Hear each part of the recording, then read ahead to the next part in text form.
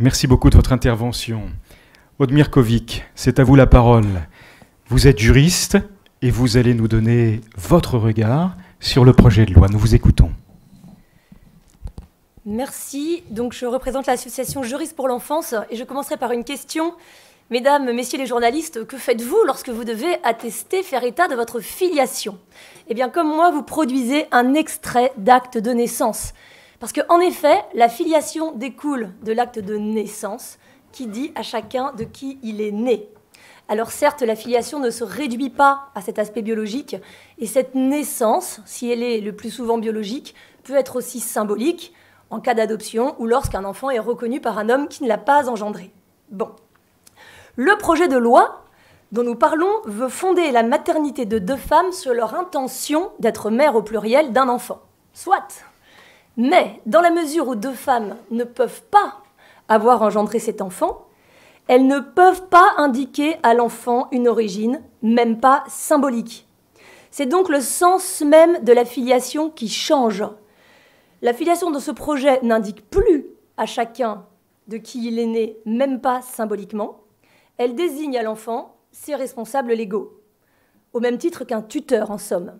Mais un tuteur n'a jamais indiqué à qui que ce soit son origine. Un tuteur n'inscrit personne dans une généalogie.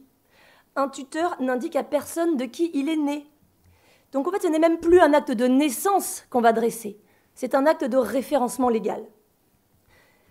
Alors pour se réjouir ou refuser une telle évolution, encore faut-il en avoir conscience. Et c'est notre rôle de juriste, justement, d'expliquer les enjeux de ce projet.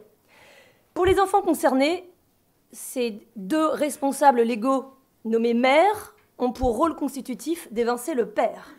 On l'appelle géniteur pour atténuer la violence de la privation, mais ce n'est là qu'un cache-misère. Alors c'est certes pas une nouveauté.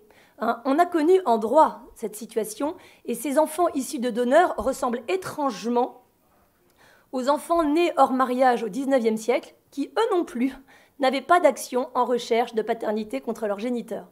Mais ces bâtards d'autrefois, privés d'existence dans leur branche paternelle, est-ce que c'est ça un modèle pertinent pour un législateur au XXIe siècle? Alors pour tous les autres, eh bien, ce projet impacte également la filiation, puisque le projet de loi fait prévaloir le désir, le projet, l'intention sur la réalité de la filiation généalogique. Un seul exemple. Un homme ne veut pas assumer sa paternité. Que faire? Le fait que l'enfant soit issu de son spermatozoïde est devenu complètement hors jeu. On ne pourra plus imposer à cet homme une action en recherche de paternité. Fini la pension alimentaire, la mère n'a qu'à se débrouiller parce que le géniteur n'a pas de projet parental. Ce n'est qu'un exemple parmi d'autres de l'impact sur tout le monde. Dans le rapport parlementaire de M. Touraine, est préconisé d'introduire dans le suivi psychologique post-AMP un pédopsychiatre. Mais pourquoi prévoir un pédopsychiatre si la situation est censée être totalement anodine pour les enfants? Le même rapport préconise l'accès aux origines, qui figure dans le projet de loi, pour, je cite, permettre de répondre à une souffrance. Mais c'est bien l'aveu que la conception d'un donneur engendre des souffrances. Et qui peut sérieusement considérer que l'information sur le nom et le prénom du géniteur à 18 ans pourrait remplacer l'absence de père ainsi provoquée? Donc les juristes pour l'enfance, nous demandons aux députés et aux sénateurs de relever le défi de leur mission de législateur, car dans un état de droit digne de ce nom, la réalisation des projets des uns trouve sa limite dans le respect des droits des autres, et c'est pourquoi nous rejoignons les associations ici présentes. Je vous remercie. Merci beaucoup, Madame Mirkovic. Albéric Dumont, vous êtes vice-président de la Manif pour tous, et ce n'est